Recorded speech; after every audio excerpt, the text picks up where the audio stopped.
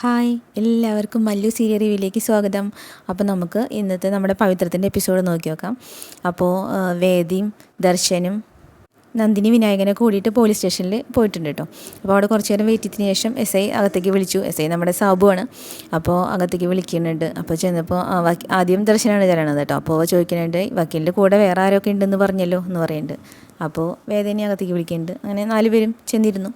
അപ്പോൾ ചോദിക്കുന്നുണ്ട്, എന്താ പരാതി ചോദിക്കുമ്പോൾ പറയുന്നുണ്ട്, ഇങ്ങനെ കുറിക്കമ്മൻ്റെ കേസാവൂലേ എന്ന് ചോദിക്കുന്നുണ്ട്. അതെ എന്ന് പറയുന്നുണ്ട്. അപ്പോൾ ഇത്തവണ പരാതി അതോ ഇവർ മാത്രമേ ഉള്ളൂ, അത് മേഡത്തിന് ഉണ്ടോ ചോദിക്കുന്നുണ്ട് കേട്ടോ.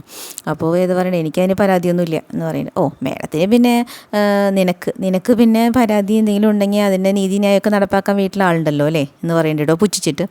അപ്പോൾ വേദ പറയുന്നുണ്ട്, സൂക്ഷിച്ച് സംസാരിക്കണം, എന്നെ നീന്നൊന്നും വിളിക്കേണ്ടത് എനിക്കിഷ്ടമല്ല, എൻ്റെ പേര് വിളിച്ചാൽ മതി എന്ന് പറയും. അപ്പോൾ എൻ്റെ എന്നിട്ട് പരിഹസിക്കുന്നുണ്ട്, എന്നാൽ ഭവതിന്ന് സംബോധന ചെയ്യാം എന്നൊക്കെ പറഞ്ഞിട്ട് കേട്ടോ. അപ്പോൾ നന്ദിനി ബാക്കിൽ ചെന്നിട്ട് പറയും, ഇവിടെ എല്ലാം കൊളാക്കും, നമുക്ക് എന്തെങ്കിലും കിട്ടുകയാണെങ്കിൽ അതും കൂടി ഇല്ലാണ്ടാക്കും എന്നൊക്കെ പറയുന്നുണ്ട്. അപ്പോൾ വിനായകൻ ചീത്ത പറയുന്നുണ്ട്.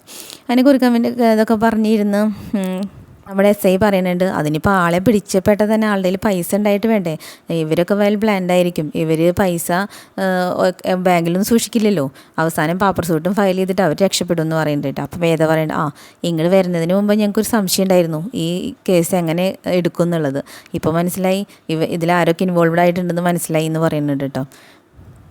സാർ എന്തായാലും ഒരു പരാതി എഴുതി മേടിക്കുകയെന്ന് പറയുന്നുണ്ട്. അപ്പോൾ SI ഒരാളെ വിളിച്ചിട്ട് പരാതി എഴുതി മേടിക്കാൻ പറയുന്നുണ്ട് കേട്ടോ. എന്നിട്ട് ഇവർ പോകുമ്പോൾ ദർശനെ വിളിച്ചിട്ട് പറയുന്നുണ്ട്, അല്ല ഈ കേസിന് വല്ല സ്പെഷ്യൽ അന്വേഷണമൊക്കെ വരുമോ ചോദിക്കുന്നുണ്ട്. അപ്പോൾ പറയുന്നുണ്ട്, ഞാൻ വരുന്ന വഴിക്ക് SP വിളിച്ചിട്ടുണ്ടായിരുന്നു, ഇത് അത്ര നിസ്സാര കേസൊന്നല്ലോ, 2-2.5 കോടിയുടെ തട്ടിപ്പല്ലേ, അപ്പോൾ ഇവിടെ നിന്ന് വേണ്ടത്ര സഹായം കിട്ടിയില്ലെങ്കിൽ എന്താ അതിനുള്ള വഴിയെന്ന് ആലോചിച്ച് ഞാൻ വിളിച്ചിട്ടുണ്ടായിരുന്നു എന്ന് പറയുന്നുണ്ട്.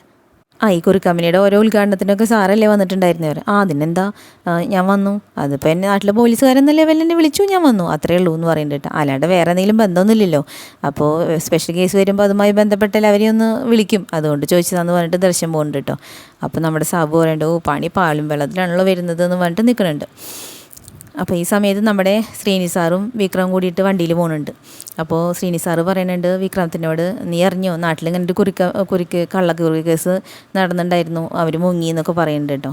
അപ്പോൾ അത് വെച്ചിട്ടായിരിക്കണം നമ്മുടെ ഇന്നത്തെ ഒരു ധർണ. ഇനി ഇലക്ഷൻ വരെ നമ്മൾ കിട്ടിയ അവസരങ്ങളൊന്നും പാഴാക്കരുത്. അപ്പോൾ നമ്മളതിന് വേണ്ടിയിട്ടൊരു യോഗം സംഘടിപ്പിക്കുന്നുണ്ട്. അപ്പോൾ അതിൽ സംസാരിക്കേണ്ടത് ആരാന്നറിയോ, യൂത്ത് വിങ്ങിൻ്റെ സെക്രട്ടറിയെ നീയാണെന്ന് പറയും. ഞാനോ, ഞാനൊന്നും വേണ്ട സ്ഥലം, എനിക്ക് മയക്ക കണ്ടാൽ തന്നെ തൊണ്ട വരലെന്ന് പറയുന്നുണ്ട് കേട്ടോ, പേടിയാവും പറയുന്നുണ്ട്. അപ്പോൾ അതൊക്കെ ശരിയാവും എന്ന് പറയുന്നുണ്ട്. എന്നിട്ട് ഡ്രൈവറോട് പറയുന്നുണ്ട്, ഒരു കട കണ്ട് നിർത്ത് കേട്ടോ, ഇളനീര് കട കണ്ട് നിർത്ത്, വല്ല ദാഹിക്കുന്നുണ്ട്, ക്ഷീണമുണ്ട് എന്നൊക്കെ പറയുന്നുണ്ട്. അതിൻ്റെ ഇടയ്ക്ക് ബാക്കിലേക്ക് തിരിഞ്ഞ് നോക്കുന്നുണ്ട് കേട്ടോ. അപ്പോൾ എന്താ ചോദിക്കുമ്പോൾ ഡ്രൈവറോട് പറയുന്നുണ്ട്, ഏതൊരു വണ്ടി ഫോളോ ചെയ്യുന്ന പോലെ എന്ന് പറയുന്നുണ്ട്. അപ്പോൾ ഡ്രൈവറും പറയുന്നുണ്ട്, എനിക്കും തോന്നിയത് എന്ന് പറയുന്നുണ്ട്. അപ്പോൾ വിക്രം പറഞ്ഞു, എന്നാൽ നിർത്ത്, എന്നാൽ പിന്നെ അത് അറിഞ്ഞിട്ട് പോവാം എന്ന് പറയുന്നുണ്ട്. വേണ്ട, വല്ല കട മുമ്പിൽ നിർത്തിയാൽ മതി എന്ന് പറയുന്നുണ്ട് കേട്ടോ. എന്നിട്ട് പറയുന്നുണ്ട്, ഈ കുറിക്കമ്മൻ്റെ കേസിൽ നിനക്കും കൂടി ഉണ്ട് ഒരു ഇത് പറയുന്നുണ്ട്. അപ്പോൾ എന്താ ചോദിക്കുമ്പോൾ പറയുന്നുണ്ട്, ഇതിൽ പണം നഷ്ടപ്പെട്ടവരുടെ കൂട്ടത്തിൽ നിൻ്റെ ഏട്ടനുണ്ട്, വിനായകനും കൂടി ഉണ്ട്, 6 ലക്ഷം രൂപയായിരുന്നു എന്നൊക്കെ പറയുന്നുണ്ട് കേട്ടോ. അപ്പോൾ ഇവനിങ്ങനെ വരുന്നിരിക്കുന്നുണ്ട് നമ്മുടെ വിക്രം.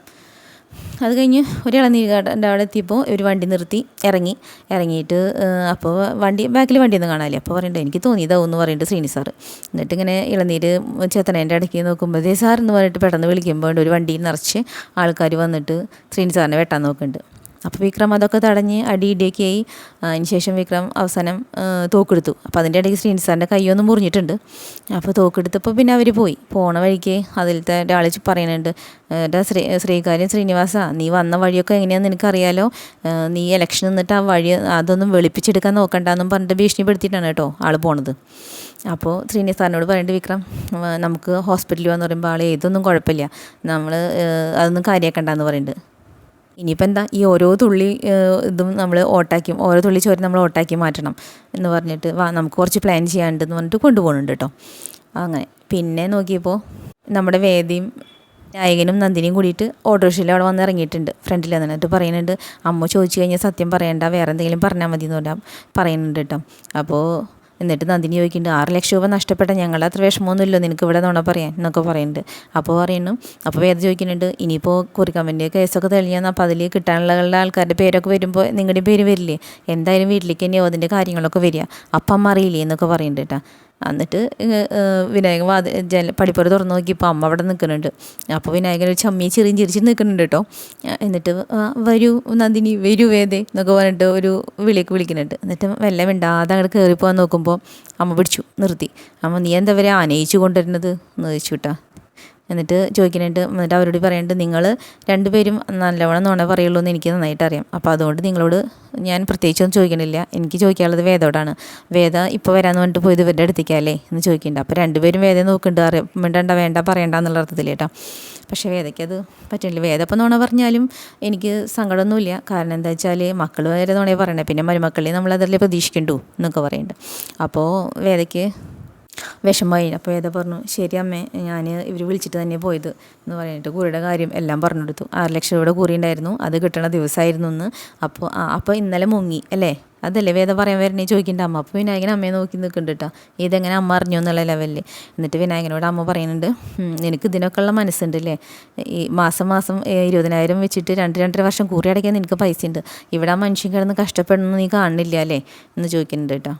അപ്പോൾ വിനായകൻ പറയും, അല്ല അമ്മ, അത് ആദ്യം മാത്രം അടയ്ക്കേണ്ടി വന്നിട്ടില്ല, കിഴിവൊക്കെ കഴിഞ്ഞിട്ട് 10,000 അടയ്ക്കേണ്ടി വന്നിട്ടുള്ളൂ, ഇപ്പോൾ അടുത്താണ് 20,000 അടയ്ക്കേണ്ടി വന്നിട്ടുള്ളൂ എന്ന് പറയുന്നുണ്ട്. ഞാൻ പൈസയുടെ കാര്യമല്ലേ പറഞ്ഞത്, അതിനുള്ള മനസ്സ് നിനക്ക് വന്നുല്ലോ എന്നാണ് ഞാൻ പറഞ്ഞത്.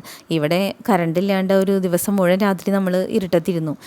അതിന് അപ്പോൾ വിനായകൻ പറഞ്ഞു, അത് അച്ഛൻ കാശ് കൊടുത്തതല്ലേ, എന്നിട്ട് നമ്മുടെ മൂത്ത മകനല്ലേ അതെടുത്തിട്ട് കടക്കാർക്ക് വീട്ടിയത് എന്ന് പറയുന്നുണ്ട്. അപ്പം വിശ്വയുടെ പറയടാ, പറയുമ്പോൾ സത്യം പറയണം, ഞാൻ കടം വീട്ടിൽ തന്നല്ല, അയാൾ എൻ്റെ നിന്ന് പിടിച്ചു പറിച്ചതല്ലേ നോക്കിയിട്ട്. അത് നിങ്ങളുടെ കഴിവില്ലായ്മ എന്ന് പറയുന്നുണ്ട് കേട്ടോ.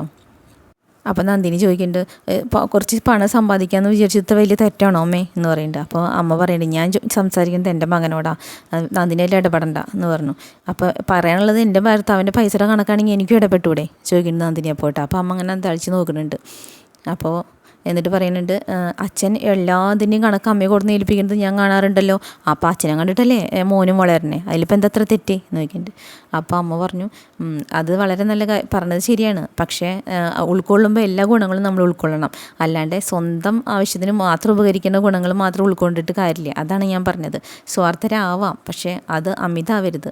ആ വയസ്സായ മനുഷ്യനെ ഇത്ര ഊറ്റരുത് നിങ്ങൾ എന്ന് പറയുന്നുണ്ട് കേട്ടോ.